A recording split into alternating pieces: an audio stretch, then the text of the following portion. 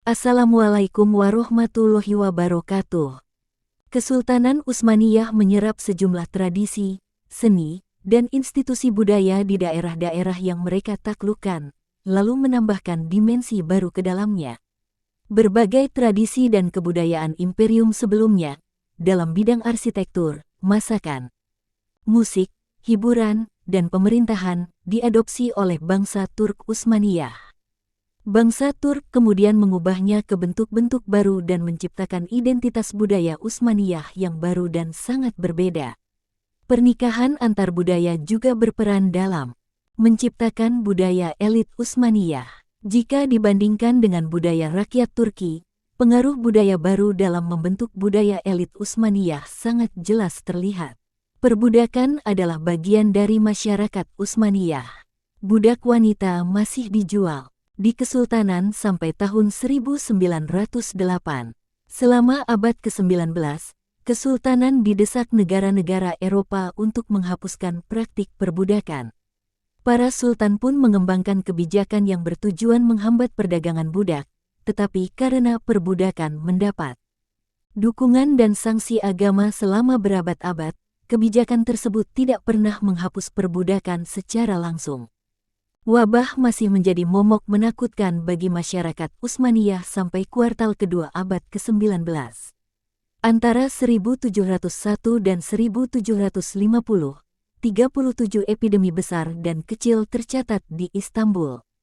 Antara 1751 dan 1801, terjadi 31 epidemi di kota yang sama. Dua aliran utama sastra tulis Utsmaniyah adalah syair dan prosa. Syair sejauh ini merupakan aliran dominan. Sampai abad ke-19, prosa Utsmaniyah tidak mengandung fiksi. Tidak ada karya yang sebanding dengan roman, cerita pendek, atau novel Eropa. Genre yang serupa memang ada, namun dalam bentuk sastra rakyat Turki dan syair divan. Syair divan adalah bentuk seni yang sangat diritualkan dan simbolis. Dari syair Persia yang menginspirasinya, syair divan mewarisi banyak simbol yang makna dan keterkaitannya, baik persamaan, muraat-i nazir, tenasuk, maupun perbedaannya, tezat, dijelaskan secara gamblang atau sederhana. Syair divan disusun melalui pencampuran konstan beberapa gambar di dalam kerangka kerja metrik yang ketat, sehingga muncul banyak kemungkinan makna. Kebanyakan syair divan berbentuk lirik, baik gazel, membentuk bagian terbesar dari repertoar tradisi ini, maupun qasids. Ada pula genre-genre umum lainnya, salah satunya adalah mesnevi, sejenis roman baris, dan berbagai macam puisi narasi. Dua contoh mesnevi yang terkenal adalah Leili dan Majnun karya Fuzuli dan Husn Uas karya Syekh Ghalib. Sampai abad ke-19, prosa Utsmaniyah tidak berkembang sampai sejauh syair divan kontemporer.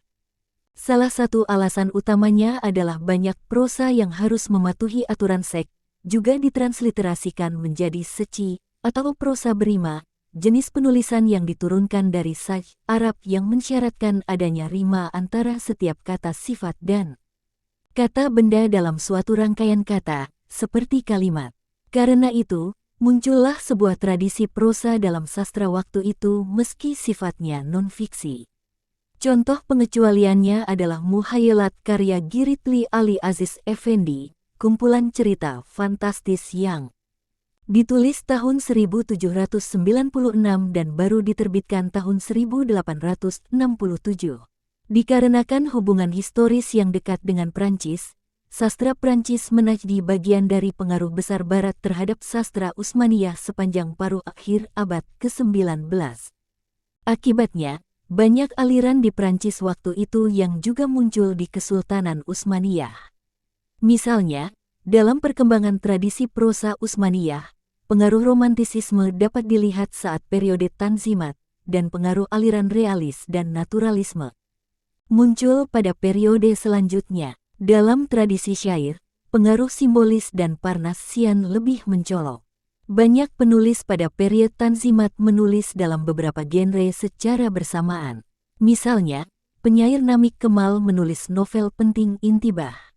Kebangkitan, tahun 1876, sedangkan jurnalis Ibrahim Sinasi dikenal karena menulis lakon Turki modern pertama pada tahun 1860, yaitu komedi satu babak, Sair Evlen Messi, Pernikahan Sang Penyair.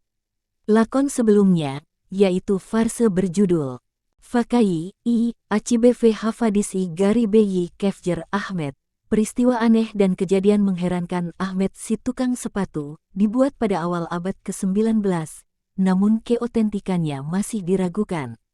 Dengan semangat yang sama, novelis Ahmed Midat Effendi menulis novel-novel penting untuk setiap aliran besar, romantisisme, Hasan Melah Yahud Sir Içinde Esrar, 1873, Hasan si Pelaut, atau Misteri di dalam Misteri, realisme, Henus on Yedi Yasinda, 1881, baru 17 tahun, dan naturalisme. Musahedat, 1891, pengamatan. Keragaman ini separuhnya didorong keinginan para penulis tanzimat yang ingin menyertakan sastra baru sebanyak mungkin dengan harapan bisa menyumbang revitalisasi struktur sosial Utsmaniyah. Arsitektur Utsmaniyah dipengaruhi oleh arsitektur Persia, Yunani Bizantium, dan Islam.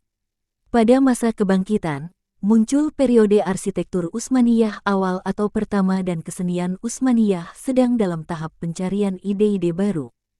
Pada masa perkembangan, muncul periode arsitektur klasik dan kesenian Utsmaniyah sedang jaya-jayanya. Pada masa kemandekan, arsitektur Utsmaniyah menjauh dari gaya klasik.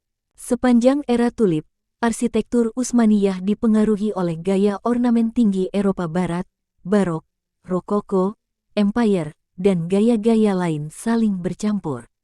Konsep arsitektur Utsmaniyah lebih berpusat pada masjid. Masjid adalah bagian tak terpisahkan dari masyarakat, tata kota, dan kehidupan komunal. Selain masjid, contoh sempurna arsitektur Utsmaniyah dapat ditemukan di dapur sup, sekolah teologi, rumah sakit, pemandian Turki, dan pemakaman.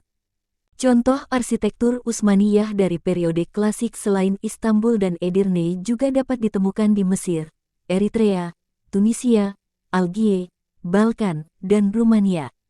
Di sana banyak masjid, jembatan, air mancur, dan sekolah Utsmaniyah.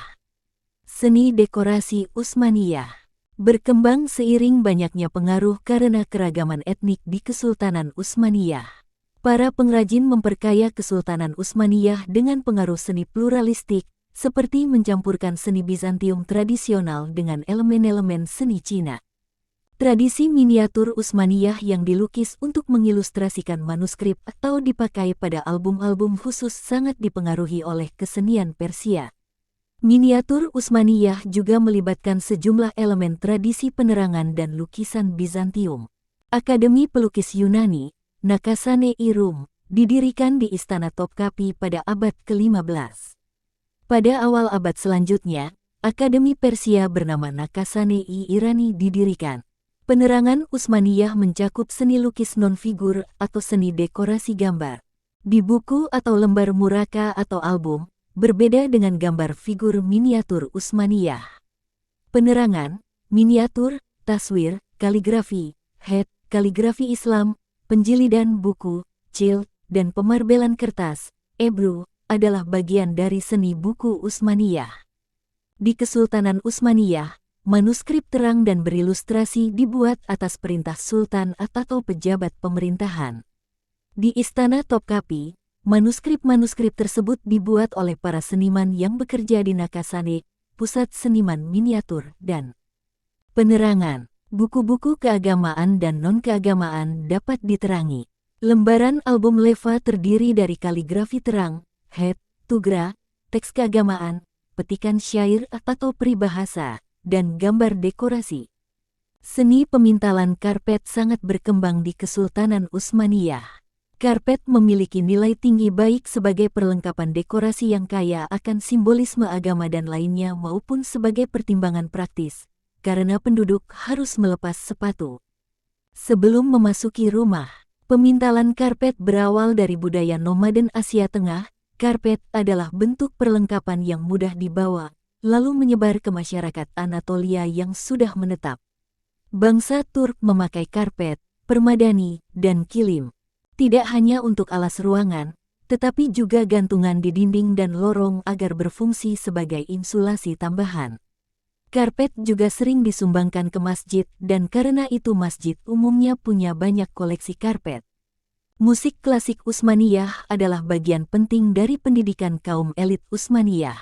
Sejumlah Sultan Utsmaniyah adalah musisi dan komponis besar, seperti Selim III yang komposisinya masih dimainkan hingga kini. Musik klasik Utsmaniyah sebagian besar berasal dari gabungan musik Bizantium, musik Armenia, musik Arab, dan musik Persia. Dari komposisinya, musik Utsmaniyah memanfaatkan satuan ritme bernama usul, agak mirip dengan meter di musik barat, dan satuan melodi bernama makam. Mirip-mirip dengan mode musik barat. Instrumen yang dipakai adalah campuran instrumen Anatolia dan Asia Tengah, saz, baglama, kemens, instrumen Timur Tengah lainnya, ud, tanbur, kanun, ney, dan instrumen barat, biola dan piano. Instrumen barat baru disertakan terakhir. Karena perbedaan geografis dan budaya antara ibu kota dan daerah lainnya, dua gaya musik yang sangat berbeda pun muncul di Kesultanan Utsmaniyah, yaitu musik klasik Utsmaniyah dan musik rakyat. Di provinsi-provinsinya, berbagai macam musik rakyat terbentuk. Wilayah yang gaya musiknya paling dominan adalah Turkus Balkan Trakia, Turkus Timur Laut, Las, Turkus Aigea, Turkus Anatolia Tengah, Turkus Anatolia Timur, dan Turkus Kaukasus. Beberapa gaya musiknya adalah musik Yanisari, musik Roma, tari perut, dan musik rakyat Turki. Lakon bayangan tradisional bernama Karagos dan Hacivat tersebar ke seluruh Kesultanan Utsmaniyah dan menampilkan tokoh-tokoh yang mewakili semua etnik dan kelompok sosial besar dalam budaya tersebut. Lakon ini dipentaskan oleh seorang pewayang yang juga mengisi suara semua tokoh dan diiringi tamborin, def. Asal-usulnya tidak jelas, mungkin dari tradisi Mesir atau Asia. Masakan Utsmaniyah mengacu pada masakan ibu kota Istanbul dan ibu kota regional, tempat percampuran budaya menghasilkan masakan bersama yang dinikmati seluruh penduduk.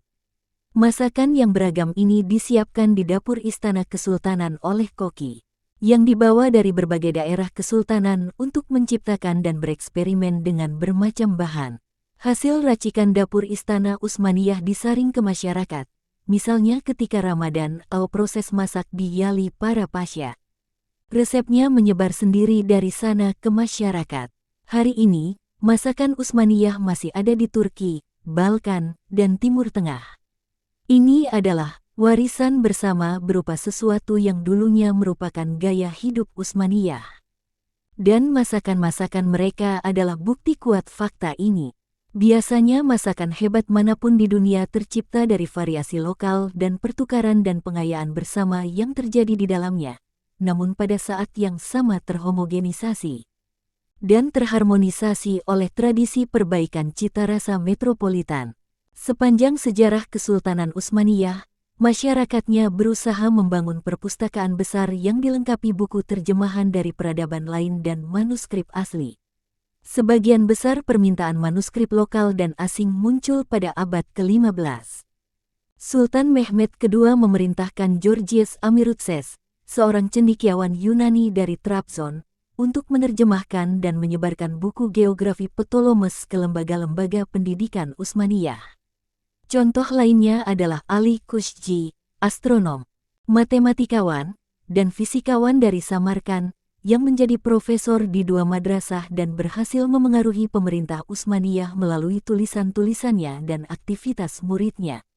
Ia hanya menghabiskan 2 atau 3 tahun di Kesultanan Utsmaniyah. Sebelum meninggal dunia di Istanbul, Taki Aldin membangun Observatorium Taki Aldin Istanbul pada tahun 1577. Ia melakukan pengamatan astronomi di sana sampai 1580. Ia menghitung eksentrisitas orbit matahari dan pergerakan tahunan apogeo. Observatoriumnya diruntuhkan tahun 1580 karena bangkitnya faksi ulama yang menentang atau setidaknya tidak acuh terhadap sains. Pada tahun 1660, cendekiawan Utsmaniyah Ibrahim Effendi Al-Sigetefari Tezkireci menerjemahkan karya astronomi Noel Duret yang ditulis tahun 1637 ke bahasa Arab. Serafedin Sabuncuoglu adalah penulis atlas bedah pertama dan ensiklopedia kedokteran besar terakhir dari dunia Islam. Meski sebagian besar karyanya didasarkan pada Al-Tasrif karya Abu Al-Qasim Al-Zahrawi, Sabuncuoglu memperkenalkan banyak inovasinya. Sendiri, dokter bedah wanita diilustrasikan untuk pertama kalinya. Contoh jam yang mengukur waktu dalam hitungan menit dibuat oleh seorang pengrajin jam Utsmaniyah, Mesur Syekh Dede, pada tahun 1702.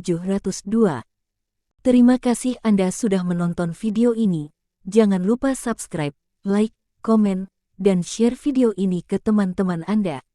Nantikan episode berikutnya. Assalamualaikum warahmatullahi wabarakatuh.